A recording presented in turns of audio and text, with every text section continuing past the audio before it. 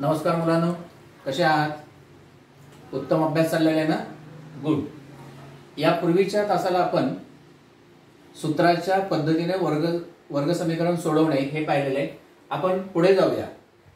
विषय तोच, गणित भाग 1 M1 म्हणजे गणित भाग 1 प्रकरण 2 वर्ग समीकरणे. आपल्याला पुढचा मुद्दा बघायचा आहे, वर्ग समीकरणांच्या मुळांचे स्वरूप. म्हणजे आत्ता कसं आहे, वर्ग समीकरण सोडवल्यानंतर आपल्याला त्या वर्ग समीकरणाची मुळं म्हणजे उकली त्या वास्तव संख्या आहेत, वास्तव संख्या नाहीत, काय एकच मूळ डबल आलेलं आहे, हे जे स्वरूप आहे हे वर्ग समीकरण सोडवल्यावर कळतं. इथं आपल्याला वर्ग समीकरण न सोडवता त्या मुळांचे स्वरूप सांगायचं आहे. हे कशावरून सांगायचं? एक गोष्टीत आपल्याला माहित होईल. जर b वर्ग वजा 4ac ची किंमत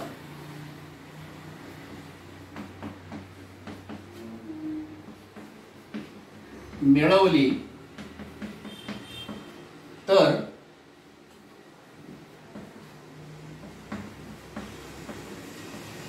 स्वरूप सांगता येईल. तर हे जे b वर्ग वजा 4ac ची किंमत आहे ते आपण काय करतो, वर्ग समीकरण सामान्य स्वरूपात आणतो. जर नसेल तर त्यानंतर वर्ग समीकरणाबरोबर तुलना करतो. आपण सामान्य वर्ग समीकरणाबरोबर दिलेल्या वर्ग समीकरणाची तुलना करायची, एबीसीच्या किमती लिहायच्या आणि b वर्ग वजा 4ac ची किंमत मिळवायची. तर जर आपल्याला याची किंमत माहित असेल तर स्वरूप सांगता येईल. या किमतीला विवेचक असे म्हणतात.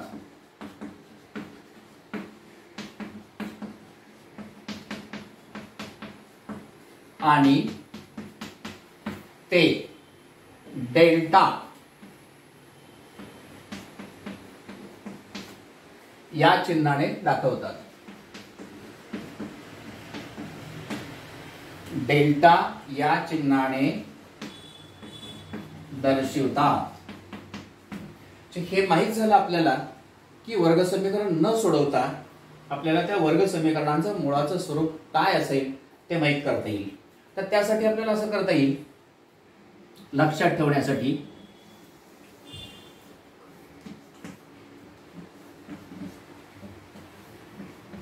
तर जी डेल्टाची किंमत असेल ती 3 प्रकार असू शकते. एक तर 0 असेल, 0पेक्षा लहान असेल किंवा 0पेक्षा मोठी असेल. चौथा ऑप्शन असूच शकणार नाही. मग इथं आपण लिहूया,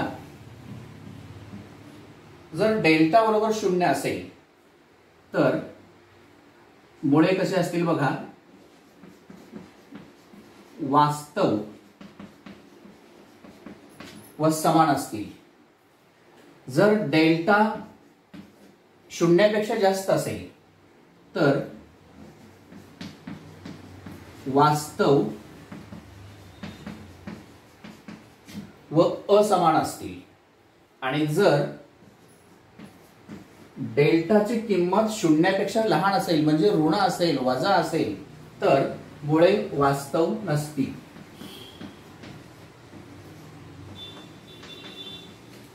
हे 3 प्रकार फक्त आपण लक्षात ठेवायचे.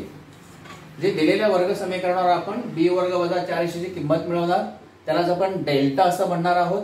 आणि ही जी डेल्टाची किंमत आहे ती जर 0 बरोबर असेल, डेल्टा बरोबर 0 असेल म्हणजे b वर्ग वजा 4ac बरोबर 0 असेल तर त्या वर्ग समीकरणाची मुळे वास्तव आणि समान असतील.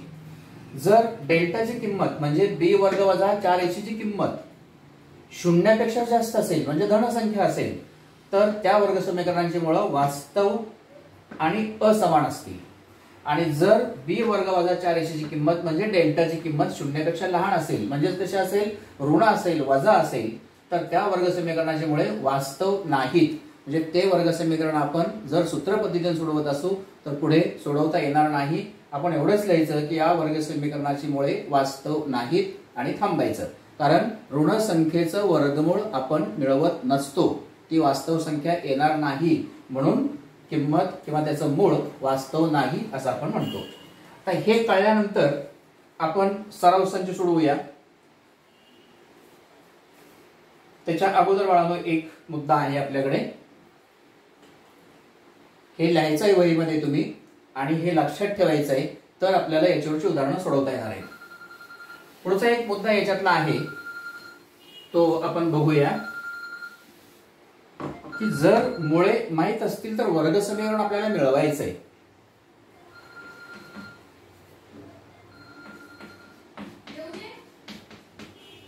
दिलेल्या मुळांवरून वर्ग समीकरण तयार करणे.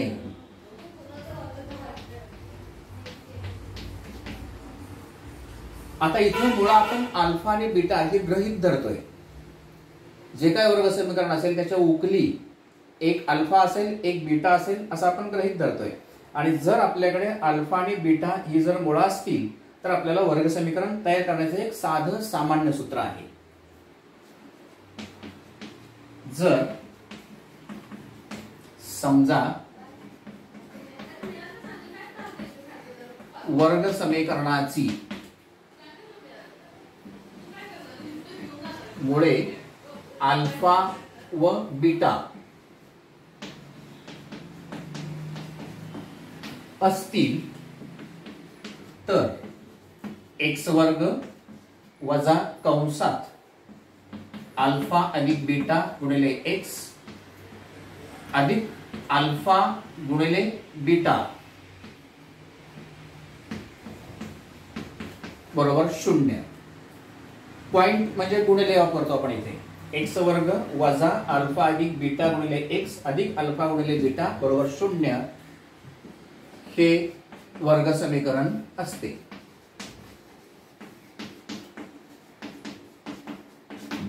म्हणजे आपण काय करायचंय बघा, दिलेली मुळा आपण अल्फा आणि बीटा मानायचे आणि जर अल्फा आणि बीटा दोन मुळा असतील तर त्याच्या अल्फा अधिक बीटाची किंमत मिळवायची, अल्फा गुणिले बीटाची किंमत मिळवायची, ती इथे ठेवायची, आपल्याला वर्ग समीकरण मिळालं. हे सामान्य वर्ग समीकरण आहे. आता आपण सराव संच 2.5 सोडवण्याचा प्रयत्न करूया. हे लिहिलं, हे लिहायचं, हे लक्षात ठेवायचं, हे फार महत्वाचं आहे. कारण हे माहित असेल तरच आपल्याला मुळांवरून वर्ग समीकरण तयार करता येणार आहे. आपण बघूया सराव संच 2.5.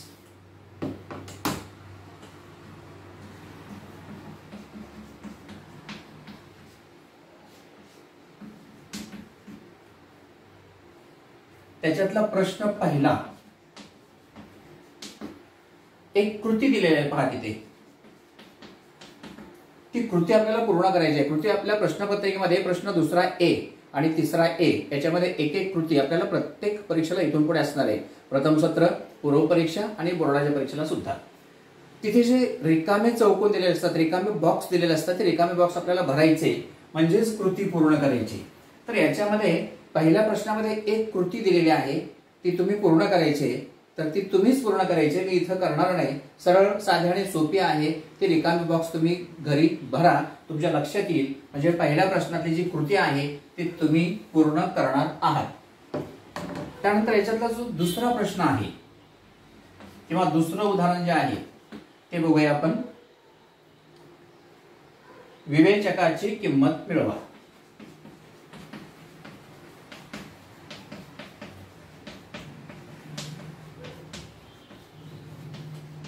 विवेचकाची किंमत मिळवा.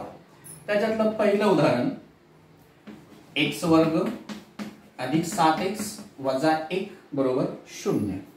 आपल्याला काय मिळवायचं आहे? विवेचकाची किंमत मिळवायची आहे. कशी मिळवायची असते?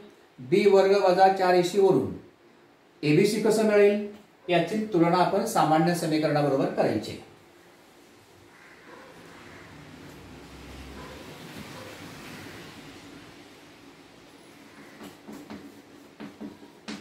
ची तुलना ax वर्ग अधिक bx अधिक c बरोबर 0 बरोबर करू.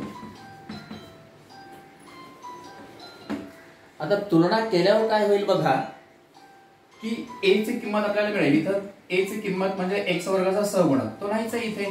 नाही म्हणजे 1 असतो, म्हणजे a बरोबर 1. b ची किंमत 7 दिसते आपल्याला. आणि सी ची किंमत ऋण असेल तर ऋण लिहायचं आहे, ते विसरायचं नाही. म्हणजे सी ची किंमत -1 असेल. आता या किमती मिळाल्यानंतर आपण मिळवायचंय विवेचकाची किंमत. याला डेल्टा हे नोटेशन वापरलं तरी चालेल. डेल्टा बरोबर बी वर्ग वजा 4ac. आता बी आहे 7, 7चा वर्ग, सूत्रातलं 4, ए म्हणजे 1 आणि याची किंमत आहे -1. त्याला कंस करूया. कंस नाही केलं तर काय होईल, गुणिले वजा एकत्र येतील, ते भांडतील आणि आपलं उदाहरण पुढे चुकेल. म्हणून त्याला कंसात ठेवायचं, त्याला घरात ठेवायचं, म्हणजे बाहेर येऊन भांडण करणार नाही. 7चा वर्ग 49, 7चा वर्ग 49 वजा आणि वजाचा गुणाकार अधिक 4 एके 4, 4 एके 4, 49 वजा 4 45. म्हणजे डेल्टाची किंमत किती आली आपली 45. आता त्याच्या अगोदर मला सांगा, चिन्हाचे नियम तुम्हाला माहिती आहेत का? जर तुम्हाला चिन्हाचे नियम माहित असेल तर अशी चूक तुमच्याकडून होणार नाही, अपेक्षित नाही. वजा आणि वजाचा गुणाकार अधिक असतो. कधी सांगणार? वजा आणि वजाचा गुणाकार अधिक. मग 45 आणि 49 आणि 4 53 येतील. डेल्टा बरोबर 53. मग मला सांगा की डेल्टाची किंमत 53 धन आहे की ऋण आहे? धन आहे, म्हणजे शून्यापेक्षा मोठी आहे. म्हणजे याची मुळं कशी असणार आहेत? वास्तव आणि असमान. इथं आपल्याला फक्त विवेचक विचारलं तेवढंच लिहूया आपण. दुसरं तुम्ही सोडवायचंय. तिसरं मी घेतोय. वर्गमुळात 2x वर्ग अधिक 4x अधिक 2 वर्गमुळात 2 बरोबर 0. वर्गमुळात 2x वर्ग अधिक 4x अधिक 2 वर्गमुळात 2 बरोबर 0. नेहमीप्रमाणे असं लिहायचं आहे. तुलना करू आणि तुलना केल्यानंतर तुम्हाला a बरोबर मिळणार आहे वर्गमुळात 2, b बरोबर मिळणार आहे 4 आणि c बरोबर मिळणार आहे 2 वर्गमुळात 2. आता हे झाल्यानंतर डेल्टा बरोबर b वर्ग वजा 4ac. आता b म्हणजे 4, 4चा वर्ग वजा 4 गुणिले a म्हणजे वर्गमुळात 2 आणि c म्हणजे 2 गुणिले वर्गमुळात 2 पुन्हा 4चा वर्ग 16. आता बघा कशी गंमत आहे. ज्याला कर्णे चिन्ह नाही त्यांचा गुणाकार करूया. कर्णे चिन्ह नाही त्यांचा गुणाकार करूया. 4 दोन्ही 8. आता ज्यांना कर्णे चिन्ह आहे त्यांचा गुणाकार करूया. कर्णीमध्ये 2 दोन्ही 4 बरोबर 16 वजा 8 गुणिले. आता 4 ही पूर्ण वर्गसंख्या आहे. 4चं वर्गमूळ मिळतं.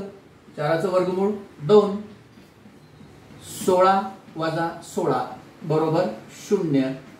म्हणजे विवेचकाची किंमत किती आली? 0. आपल्याला फक्त काय विचारलं? विवेचकाची किंमत मिळवा. फार तर पुढे आपण लिहूया विवेचक बरोबर 53.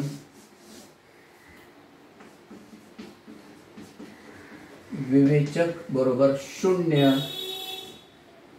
म्हणजे जसं उत्तर आपल्याला विचारलं तसं आपल्याला लिहायचं ठरलेलं आहे म्हणून आपण लिहिलं. काही शंका याच्यामध्ये काहीच असणार नाही, कारण सूत्र पद्धतीमध्ये आपल्याला तर हे माहितीच आहे. त्याच्या किमती आपण लिहिलेल्या आहेत आणि सरळ गुणाकार बेरीज वजाबाकी केलेली आहे आणि आपण उत्तर मिळवलेले आहेत. त्यानंतर पुन्हा बाळांनो हा दुसरा प्रश्न घेतला. तिसरा जो आहे ना तो यावर्षी अभ्यासक्रमातून कमी केलेला आहे, पुढच्या वर्षी पुन्हा असणार आहे. आता आपण घेऊया चौथा प्रश्न. याच्यात काही शंका येण्याचं कारण नाही. जर शंका आली तर विचारायला हरकत नाही.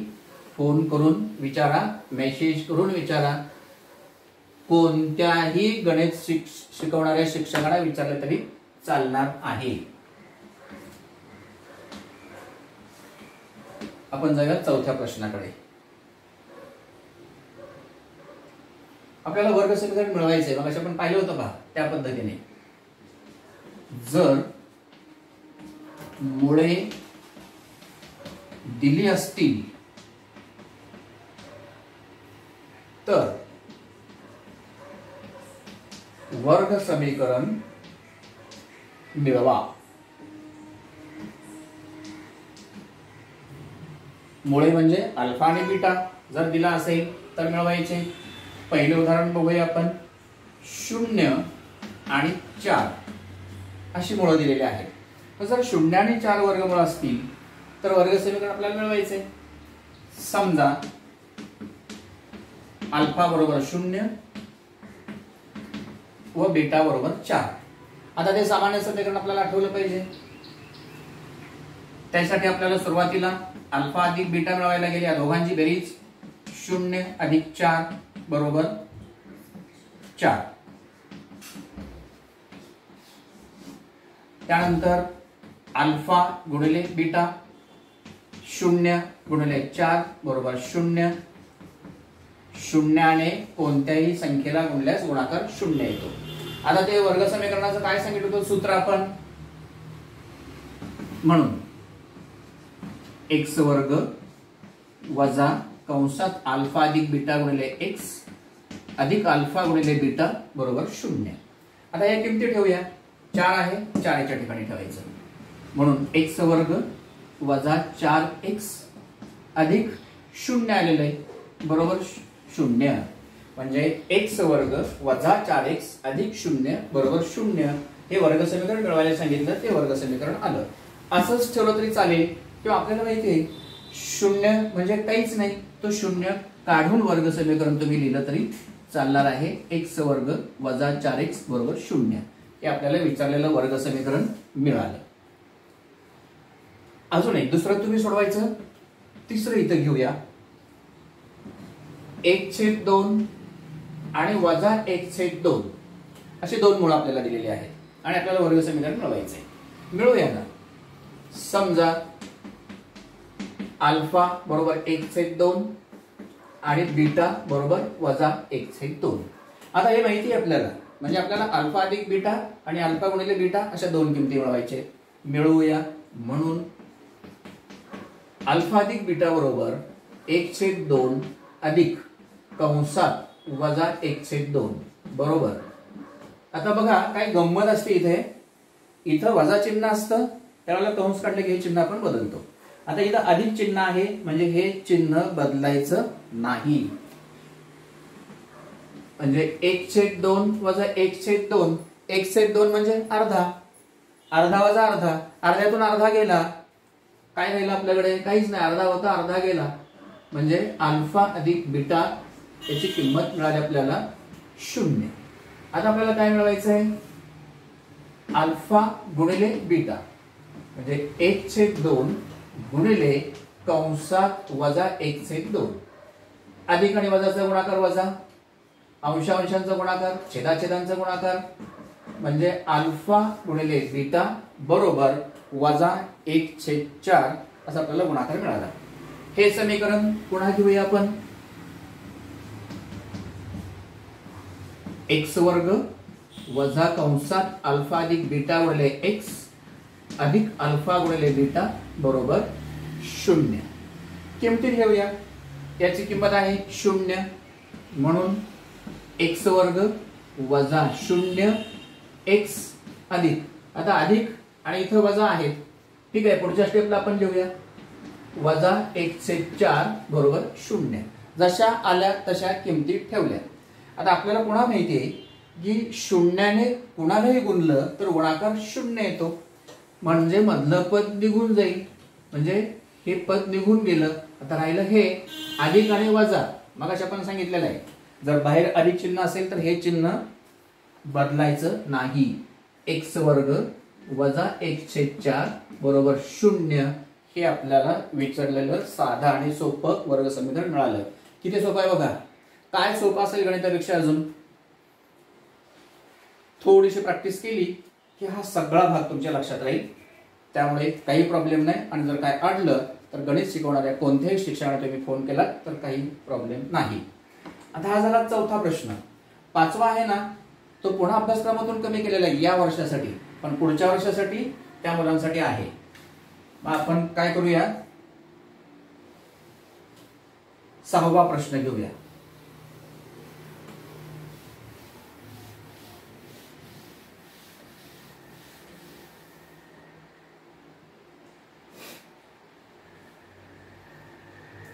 6व्या अभ्यासक्रमातून कमी केलेला आहे, तोही नाही घ्यायचा आपल्याला, मग डायरेक्ट 7वा.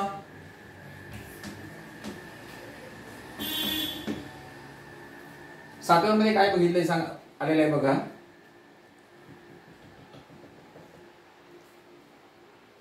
जे वर्ग समीकरण दिलेले आहेत त्यांची मुळं हे वास्तव आणि समान आहेत. जर वास्तव आणि समान असेल तर आपल्याला के ची किंमत मिळवायची. दिलेल्या वर्ग समीकरणाची मुळे,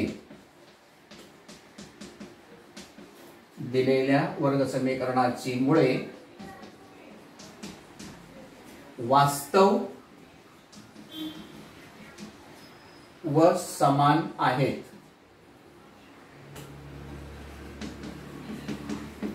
वास्तव व समान आहेत तर के ची किंमत मिळवा. किती छान आहे उदाहरण बघा. मुळं वास्तव आणि समान आहेत. वास्तव आणि समान कधी असतात मग आपण पाहिलेले आहे. त्याच्यातलं पहिलं उदाहरण आपण इथे घेऊया. 3y वर्ग अधिक ky अधिक 12 बरोबर 0. आता मुळं वास्तव आणि समान आहेत म्हणजे आपल्याला अगोदर विवेचकाची किंमत मिळवावी लागेल. त्यासाठी आपल्याला b वर्ग वजा 4ac ची किंमत मिळवावी लागेल आणि त्याच्या अगोदर abc च्या किमती मिळवायला लागतील. म्हणजे याची तुलना जर आपण सामान्य समीकरणाबरोबर केली म्हणजे लिहूया ची तुलना ay वर्ग अधिक by अधिक c बरोबर करू. म्हणजे काय मिळेल बघा.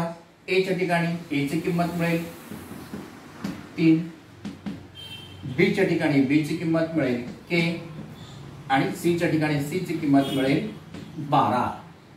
आता या किमती मिळाल्या की b वर्ग वजा 4ac, b वर्ग वजा 4ac बरोबर b वर्ग म्हणजे k चा वर्ग वजा 4 सूत्रातलं, a म्हणजे 3 आणि c म्हणजे 12 बरोबर k वर्ग आहे तसंच वजा 4 त्रिक 12 आणि 12 गुणिले 12. बघा माझा पाढा कसा पाठ आहे. 12 गुणिले 12 144. अरे आपल्याला लक्षात आलं पाहिजे ना. 4 त्रिक 12, 12 गुणिले 12 म्हणजे 12चा वर्ग, 12चा वर्ग 144. असे आकडेमोडी करण्यासाठी टेक्निक वापरायचं वाढलं, पटकन होतं. म्हणजे b वर्ग वजा 4ac ची किंमत म्हणजे डेल्टाची किंमत मिळाली k वर्ग वजा 144. पण बघा इथं काय सांगितलं, मुळे वास्तव व समान. पण डेल्टाची किंमत काय असल्यानंतर मुळे वास्तव आणि समान असतात. मागाशी आपण पाहिलं होतं पहा आकृतीमध्ये काढून 0 असेल तर बरोबर. परंतु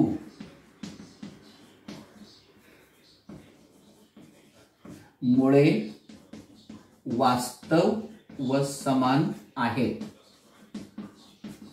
हे दिलेले आहे आपल्याला. म्हणजेच डेल्टा बरोबर 0 हे दिलेले आहे आपल्याला. आणि इथं किंमत किती आली k वर्ग वजा 144. मग आपण काय करूया, तुलना करूया. म्हणून k वर्ग वजा 144 बरोबर 0. किती छान आले बघा. आता इथून दोन पद्धती, a वर्ग वजा b वर्ग प्रमाणे याचे अवयव मिळवता येतील आणि अवयव पद्धतीने सोडवता येईल किंवा वजा 144 ला पलीकडे घेता येईल. काही करता येईल, उत्तर मिळतं आपल्याला आणि तेही बरोबर मिळतं. k वर्ग बरोबर 144 इकडे घेतलं अधिक 144 झालं. k वर्ग बरोबर 144. आता आपण दोन्ही बाजूचे वर्गमूळ घेऊया. वर्गमूळ घेऊ. k वर्गाचं वर्गमूळ k आणि 144 चं वर्गमूळ अधिक किंवा वजा 12. आता हे तुम्हाला माहिती असेल, हे 6वी 7वी 8वी 9वी ला प्रत्येक वर्गात झालेले आहे की वर्गमूळ 2 का असतात. कारण 2 ऋण चिन्हांचा गुणाकार धन संख्येत असतो, 2 धन चिन्हांचा गुणाकार धन संख्येत असते. म्हणजे कोणत्याही संख्येचा वर्ग हा धन संख्या असतो.